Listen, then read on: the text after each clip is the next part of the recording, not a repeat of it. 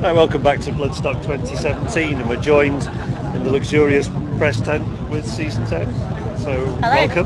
Thank Hi, you. hello. And I managed to catch your set. It was one of the must-sees. Thank you. And, well, I just knew it would be good, but it blew me away. And, well, how was it for you guys? I think we were really excited about coming back to Bloodstock, and it was very different from any of the other ones we played. Obviously, in the past, 2006, there was just one stage at Bloodstock, so it was kind of a captive market. And then when we played the indoor many moons ago, a really different feel. So we were just really stoked to see so many people in the Safer 10, and also the sound crew were really nice guys, and really good. So well run, yeah. So it felt good being up there and being back. Yeah. What do you remember of those the indoor shows, especially? What do you remember of that sort of that period? I remember being very nervous, and very young. They were great shows, though. They were. We were so lucky. We, when we first sent off a press pack to Vince Brotheridge, who used to be involved in the management side. And he phoned me, and I was on my way to a job interview, saying, "Hi, you guys have sent a press pack, and it sounds. How would you like to headline indoor at the second stage?" And we were like, bloody hell, So we were so lucky with how Bloodstock had treated us at that time, and the opportunities that opened up to us. And I mean, we still all feel like this is kind of home from home, and I come every year, regardless. Yeah, absolutely. Although most of the time you play. 15th Bloodstock.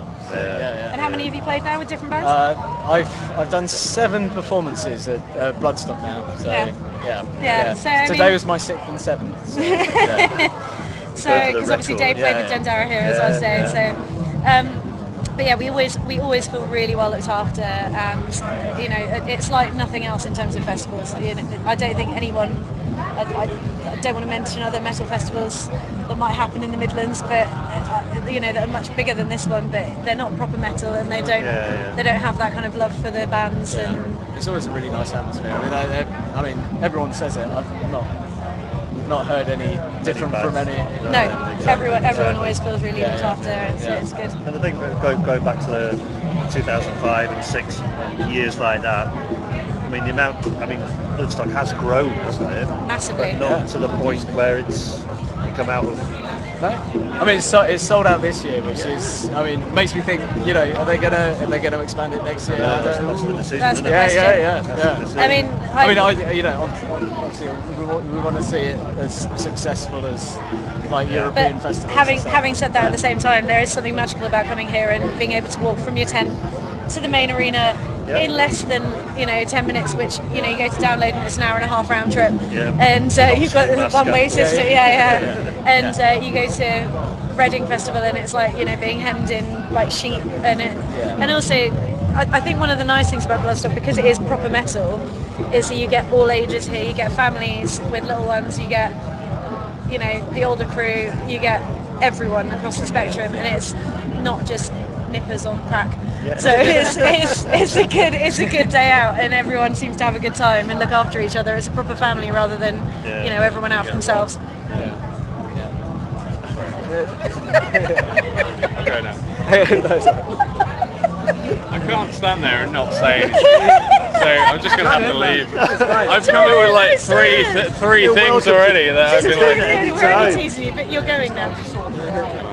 Make them wait. Sorry, carry on. You kind of took a hiatus, I A little guess. bit, tiny one. Like a month or so, So what was right? I mean, why, sort of now to reignite everything? Well, I mean, part of the reason we stopped was because I couldn't sing, so I had a medical thing with my voice for about 3-4 years where I wasn't able to sing. So to prevent surgery, I was just told to stop.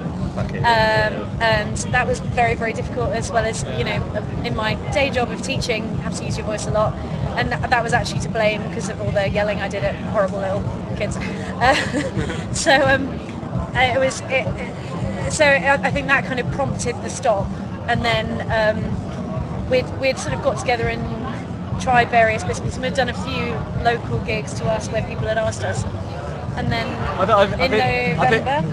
think the fact that not done anything for such a long time, and then Catherine, wasn't it? A friend of ours. In November, a friend of ours who owns a venue local to us. She wanted to do like a. It was 10th anniversary of her owning the bar. 10th anniversary kind of thing. She wanted to get old bands from back in the day, and of course that's we were there 10 years ago.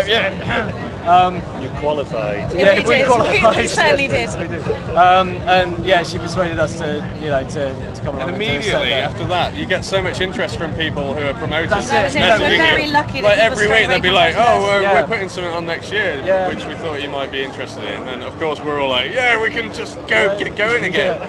Yeah, I mean, suddenly like the interest and people like, "Oh, I hear you guys are playing again." It's like, "Oh shit!" We've only done like a one-off gig. It's like we'd love to say it was like a master plan, but basically we did a random thing, and then other people jumped on the bandwagon and gave us motivation to continue. And we're bloody lucky that they did. It's, we're so lucky that people have liked us enough to try. You say you stopped. You see, I mean, to us looking from the outside, I mean, you never really went away. I mean, there was always murmurings here and there. We'd done recordings and we'd released bits and pieces, but I think the big gap for me not being able to sing meant that we couldn't continue with those recordings. We couldn't finish them off, so the kind of promised album didn't quite happen and didn't get finished off, and so everything sort of felt a little bit half-baked and not ready. It took us a long time to come to the decision that we were actually on hiatus and not just sort of stringing people along. I think so. I think it was easier to come. I mean, we'd come back here every year to Bloodstock, and we'd have people asking us, "When's the next album out?" Every time it's just like next year. Yeah. We'd always say next year, and then it just became go round. less and less likely. And people stopped asking, and we were like, "Oh." Well, I think once Iron Maiden had done their 10-year. No, not Iron Maiden. Someone else had done a 10-year album, and we were just like, "Yeah, we've definitely beaten them." Yeah. We've done well. Guns N' Roses. Oh, Guns N' Roses, Guns N' Roses. So, I was listening to the new track, Our Prayers Fall Down to Earth, and if I hadn't known it was a season, if nobody told me, "Oh, this is a new season," then I'd have known it straight away. It was almost like, "Oh yeah, nothing's changed," It's still there. Yeah. So, I mean, was that an old song then, or? No, Dave wrote that a while back. Yes. But very much your creation. Yeah. I mean, it's I mean, there's some like everything else. Odd influences in that song. I mean, probably like Sigur Rós and Bjork and maybe a bit of like Petrucci, like soloing kind of it. I don't know. There's. I mean, I don't really consider it like metal at all. It's a very. But it's been really well received on the same page. We were like, well, we'll put this out and we'll see what happens. But we didn't have any sort of great feeling about it being a metal track. No, I think we always had the feeling that it was a strong song. But it doesn't. Which helps. Yeah. When the whole band is on the same page and really enjoys the track. It's interesting to have it out there and to hear what people think of it. I think the fact that you saying that you knew instantly it's season 10 is because Dave's approach to songwriting is like consistently. It's not really changed, but I mean, the fact that you still have new influences, but the new songs still are very Dave. Yeah. That's all your fault. Yeah. I've become very Dave. It's very Dave. It's very Dave. I don't expect a straight answer, but I mean, is there more new material on the horizon? Well, yes, and actually we've come up with a new plan. We have got a new plan because we don't seem to be able to pull an album together because we're rubbish. We've decided that perhaps what we might do is obviously we put out Our Prayers as a one-off lyric video and single in the run-up to this, and we've actually got 2 albums worth of stuff written and ready to go because we did that before I had to take the vocal hiatus. So actually we've got two separate albums, one which was a sort of straightforward follow-up to Failing Light and one that was a concept album, and because that's what you do, so what we've decided is we're probably going to just release it track by track as they're finished and just get it out there because we all work different jobs now. Dave's in like 80 bands. It's just, you know, musical slag. And, you know, so, and I think what we don't want to do is sort of hang on to everything for another 10 years. So people seem to have enjoyed what we've put out so far. We played another new track today. So the aim is just get it out there as soon as possible. Yeah. But with quality as well, because we're not interested in just putting it out there for the sake of it. It's really important to us that it's what we want to put out. Yeah, no, absolutely. Well, we'll look forward to that. And I guess to finalise then, it's still worth checking you out on the social media stuff, isn't it, to keep tabs? I think so. I think we occasionally write up some humorous rubbish, so you know. So occasionally worth. Michael always put in a, you know, goth quote or a, you know. I'm seldom allowed to speak. It's 'cause you're not. Whenever I say something, people just take it out of context. It's because you're a Brummie, you're not allowed. Yeah, I'm a local. We're supposed to be from Hampshire, so you know, you ruin the image. I think that's probably what went wrong, you know, all those years ago when they actually let me join the band. Yeah, that was the problem. Bloody Brummie in the band now. Yeah, well, it's downhill from everywhere. The accent has now gone from 100% Southern to 33% Midlands. Yeah. So Is that with the beer this weekend? with the backing vocals. Yeah.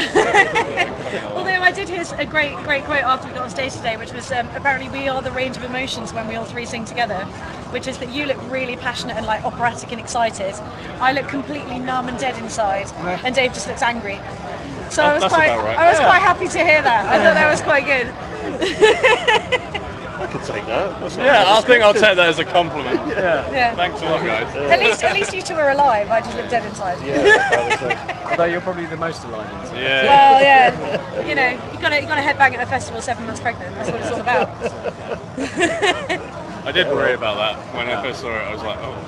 She's She's got headbanging. her feet firmly planted on the ground so she doesn't fall over. It was when I put my foot on the monitor and it swung, and I thought, don't lean on that.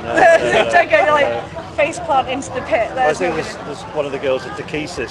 She's like 8.5 months. yeah, she's further along That's than me. hardcore. Yeah. And Yeah, she's done well. She's doing good. Yeah. Well, it's lovely to see you on the stage again, and all the best for the future, and we'll be following, I'm sure. And Thank good you luck very, to very much. Very much.